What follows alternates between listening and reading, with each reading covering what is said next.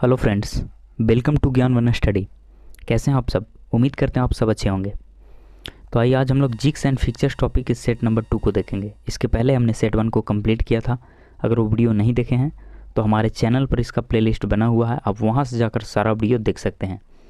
और मैं आपको बता दूँ कि हमारे चैनल पर डेली फीटर ट्रेड का चैप्टर वाइज और टाइप वाइज प्रैक्टिस कराया जाता है और साथ साथ उस टॉपिक के प्रीवियस ईयर के क्वेश्चन को भी कराया जाता है, जिससे आपको बहुत बेनिफिट होगा। तो हमारे चैनल पर लगातार बने रहिए। अगर आपका भी है सपना लोको पायलट बनने का, आप भी चाहते हैं कि मैं भी 1 लाख रुपया सैलरी कमाऊं, तो इसके लिए आपको लोको पायलट बनना होगा। और लोको पायलट बनने के लिए आपको ट्रेड पढ़ना होगा। ट्रेड के बिना सपना आपका अधूरा रह जाएगा। तो घबराएं नहीं, मैं आपको लोको पायलट बना कर रहूँगा। बस आप हमारे चैनल पर लगातार बने रहिए और वीडियो को दोस्तों में शेयर करते रहिए। हमारा एक ही मकसद है, आपको सफलता दिलाना। जब तक मैं आपको सिलेक्शन ना करवा दूँ तब तक मैं आपके लिए मेहनत करता रहूँगा, क्योंकि आपकी सफलता ही हमारी पहचान है। और आपसे एक छोटी सी रिक्वेस्ट है कि आप हमें सपोर्ट ज़रूर कीजिए, ताकि मैं आपके लिए और बेहतर से बेहतर करने का प्रयास कर सकूं। ठीक है, तो आइए क्वेश्चन को स्टार्ट करते हैं। टेबल जिग को और क्या कहा जाता है? इंपॉर्टेंट प्रश्न है। टेबल जिग को और क्या कहा जाता है? तो इसका सही आंसर हो जाएगा option number A, turn over jig. Table jig को टर्न ओवर जिग भी कहा जाता है। और टेबल जिग का प्रयोग जो किया जाता है वो वर्क पीस को उसके फेस से लॉकेट करने के लिए किया जाता है। ये आपको याद रखना है। टेबल जिग का प्रयोग वर्क पीस को उसके फेस से लॉकेट करने के लिए किया जाता है। ठीक है, तो आइए अगला क्वेश्चन को देखते हैं। मैंड्रिल किसका बना होता है? इंपॉर्टेंट प्रश्न है। मैंड्रिल जो है वो किसका बना होता है? तो इसका सही आंसर हो जाएगा ऑप्शन नंबर बी, ऊंच कार्बन इस्पात का। मैंड्रिल ऊंच कार्बन इस्पात का बना होता है। और मैंड्रिल का प्रयोग जो किया जाता है वो बांस हथों की ग्राइंडिंग हेतु पिक्चर्स ग्रुप में किया जाता है। ये आपको याद रखना है। मैंड्रिल का प्रयोग बांस हथों की ग्राइंडिंग हेतु पिक्चर्स ग्रुप में किया जाता है। Next question. जटिल आकार के वर्कपीस पर विभिन्न दिशाओं में ड्रिलिंग करने के लिए किस जिग का प्रयोग किया जाता है? जटिल आकार के वर्कपीस पर विभिन्न दिशाओं में ड्रिलिंग करने के लिए किस जिग का प्रयोग किया जाता है? तो इसका सही आंसर हो जाएगा ऑप्शन नंबर ए, ट्यूनियन जिग। जटिल आकार के वर्कपीस पर विभिन्न दिशाओं में ड्रिलिंग करने के लिए ट्यूनियन जिग का प्रयोग किया जाता है। Next question. बड़े व्यास के लोकेशन के लिए किस लोकेटर्स का प्रयोग किया जाता है? ये इंपॉर्टेंट प्रश्न है। बड़े व्यास के लोकेशन के लिए किस लोकेटर्स का प्रयोग किया जाता है? तो इसका सही आंसर हो जाएगा option number B, sack type locator. बड़े व्यास के लोकेशन के लिए सैक टाइप लोकेटर्स का प्रयोग किया जाता है। Next question. अलाइनमेंट तथा लोकेटिंग के लिए किस लोकेटर्स का प्रयोग किया जाता है? इंपॉर्टेंट प्रश्न है। अलाइनमेंट तथा लोकेटिंग के लिए किस लोकेटर्स का प्रयोग किया जाता है? तो इसका सही आंसर हो जाएगा option number C, pin type locators. Alignment तथा लोकेटिंग के लिए पिन टाइप लोकेटर्स का प्रयोग किया जाता है। ये आपको याद रखना है। और पिन टाइप लोकेटर्स की बात किया जाए तो पिन जो होता है वो कई आकार के होता है, जैसे गोल होता है, प्लेन होता है और कोनिकल इत्यादि वगैरह होता है। पिन जो होता है वो कई आकार के होता है, गोल होता है, प्लेन होता है और कोनिकल इत्यादि वगैरह होता है। ये आपको याद रखना है। जो पिन होता है वो गोल, प्लेन और कोनिकल इत्यादि वगैरह होता है। Next question. निम्न में किस प्रकार के क्लेम्स तिरछे प्लेन के सिद्धांत पर कार्य करता है? इंपॉर्टेंट प्रश्न है। किस प्रकार के क्लेम्स तिरछे प्लेन के सिद्धांत पर कार्य करता है?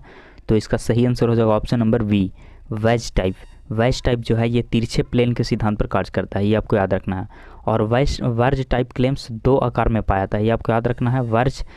वेज टाइप क्लेम्स जो होता है ये 2 आकार में पाया जाता है। एक होता है फ्लैट वेज टाइप और दूसरा होता है कोनिकल वेज टाइप। ये आपको याद रखना है।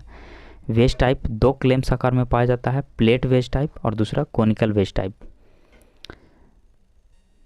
Next question. जिग बुशिंग को और क्या कहा जाता है? इंपॉर्टेंट प्रश्न है। जिग बुशिंग को और क्या कहा जाता है? तो इसका सही आंसर हो जाएगा option number A, guide bushing. Jig bushing को गाइड बुशिंग भी कहा जाता है। ये आपको याद रखना है। इंपॉर्टेंट प्रश्न है। जिग बुशिंग को गाइड बुशिंग भी कहा जाता है। और बुशिंग टूल जो होता है ना वो स्टील का बना होता है। इंपॉर्टेंट पॉइंट है। बुशिंग टूल किसका बना होता है? तो बुशिंग टूल स्टील का बना होता है। Next question. रिन्यूएबल बुशिंग को कितने भागों में बांटा गया है? इंपॉर्टेंट प्रश्न है। रिन्यूएबल बुशिंग को कितने भागों में बांटा गया है? तो इसका सही आंसर हो जाएगा ऑप्शन नंबर बी, 2 भागों में। रिन्यूएबल बुशिंग को 2 भागों में बांटा गया है। एक होता है स्लिप रिन्यूएबल बुशिंग और दूसरा होता है फिक्स रिन्यूएबल बुशिंग। ये दोनों आपको याद रखना है। एक होता है स्लिप रिन्यूएबल बुशिंग और दूसरा होता है फिक्स रिन्यूएबल बुशिंग। अच्छा, स्लिप रिन्यूअल बुशिंग की बात किया जाए तो slip renewal bushing liner bushing के साथ प्रयोग में लाया जाता है, और फिक्स रिन्यूअल को हम लोग मैकेनिकल क्लैंप्स के द्वारा पकड़ा जाता है। ये आपको याद रखना है, फिक्स रिन्यूअल बुशिंग को मैकेनिकल क्लैंप के द्वारा पकड़ सकते हैं। नेक्स्ट क्वेश्चन, जिग प्लेट की मोटाई कम हो तो वहाँ किस बुशिंग का प्रयोग किया जाता है? इंपॉर्टेंट प्रश्न है। जिग प्लेट की मोटाई कम हो तो वहाँ किस बुशिंग का प्रयोग किया जाता है? तो इसका सही आंसर हो जाएगा option number A, template bushing. Jig के प्लेट की मोटाई कम हो तो वहाँ पे हम लोग टेम्पलेट बुशिंग का प्रयोग करते हैं। ठीक है, नेक्स्ट क्वेश्चन, निम्न में लेथ मैंड्रिल का उदाहरण कौन है? इंपॉर्टेंट प्रश्न है, लेथ मैंड्रिल का उदाहरण कौन है? तो इसका सही आंसर हो जाएगा option number B, fixtures. Lathe mandrel fixtures का एक उदाहरण है। और मैंड्रिल की बात किया जाए तो मैंड्रिल जो होता है ऊंच कार्बन इस्पात का बना होता है। इंपॉर्टेंट पॉइंट है, मैंड्रिल ऊंच कार्बन इस्पात का बना होता है। नेक्स्ट क्वेश्चन, ब्रोचेन फिक्सर्स कितने प्रकार का होता है? इंपॉर्टेंट प्रश्न है, ब्रोचेन फिक्सर जो होता है वो कितने प्रकार का होता है? तो इसका सही आंसर हो जाएगा ऑप्शन नंबर सी, 2 प्रकार का। ब्रोचेन फिक्सर्स 2 प्रकार का होता है। नेक्स्ट क्वेश्चन, निम्न में फिक्सर्स का प्रयोग किस में किया जाता है? इंपॉर्टेंट प्रश्न है, फिक्सर्स का प्रयोग जो किया जाता है वो किस में किया जाता है? तो इसका सही आंसर हो जाएगा ऑप्शन नंबर डी, इनमें से सभी, यानी मिलिंग में, शेपिंग में और टर्निंग में, इन सभी में फिक्सर्स का प्रयोग किया जाता है। और फिक्सर्स क्या है? तो फिक्सर जो है ना एक प्रकार का उत्पादक डिवाइस है। ये आपको याद रखना है, पूछ सकता है एग्जाम में कि फिक्सर्स क्या है। तो फिक्सर्स एक प्रकार का उत्पादक डिवाइस है जो वर्क पीस को पकड़ता है तथा लोकेट करता है। फिक्सर्स क्या करता है? तो वर्क पीस को पकड़ता है और लोकेट करता है। और फिक्सर जो है ना एक प्रकार का उत्पादक डिवाइस है, ये आपको याद रखना है। नेक्स्ट क्वेश्चन, निम्न में किसमें जिग्स का प्रयोग नहीं किया जाता है? ये इंपॉर्टेंट प्रश्न है, किसमें जिग्स का प्रयोग नहीं किया जाता है? तो इसका सही आंसर हो जाएगा ऑप्शन नंबर डी, मिलिंग में। मिलिंग में जिग्स का प्रयोग नहीं किया जाता है। यह इंपॉर्टेंट प्रश्न है, मिलिंग में जिग्स का प्रयोग नहीं किया जाता है। और जिग की बात किया जाए तो जिग जो होता है वो कटिंग टूल को गाइड करता है। ये इंपॉर्टेंट पॉइंट है, जिग जो है ना वो कटिंग टूल को गाइड करता है। और जिग का प्रयोग प्रोडक्शन कार्य में समय के बचत के लिए किया जाता है। जिग का प्रयोग किसके लिए किया जाता है? तो प्रोडक्शन कार्य में समय के बचत के लिए किया जाता है। इंपॉर्टेंट पॉइंट है, ये आपको याद रखना है। Next question, drill jigs Bush किस धातु का बना होता है? इंपॉर्टेंट प्रश्न है, ड्रिल जिग्स जो बुश होता है वो किस धातु का बना होता है? तो इसका सही आंसर हो जाएगा option number B, tool steel का। जिग ड्रिल जो होता है ना वो टूल स्टील का बना होता है। नेक्स्ट क्वेश्चन, फिक्सर्स का प्रयोग किस में किया जाता है? इंपॉर्टेंट प्रश्न है, फिक्सर्स का प्रयोग किस में किया जाता है? तो इसका सही आंसर हो जाएगा ऑप्शन नंबर डी, कार्य वस्तु को पकड़ने और सही स्थिति में लाने के लिए। फिक्सर्स का प्रयोग किस में किया जाता है? तो कार्य वस्तु को पकड़ने और इसको सही स्थिति में लाने के लिए फिक्सर्स का प्रयोग किया जाता है।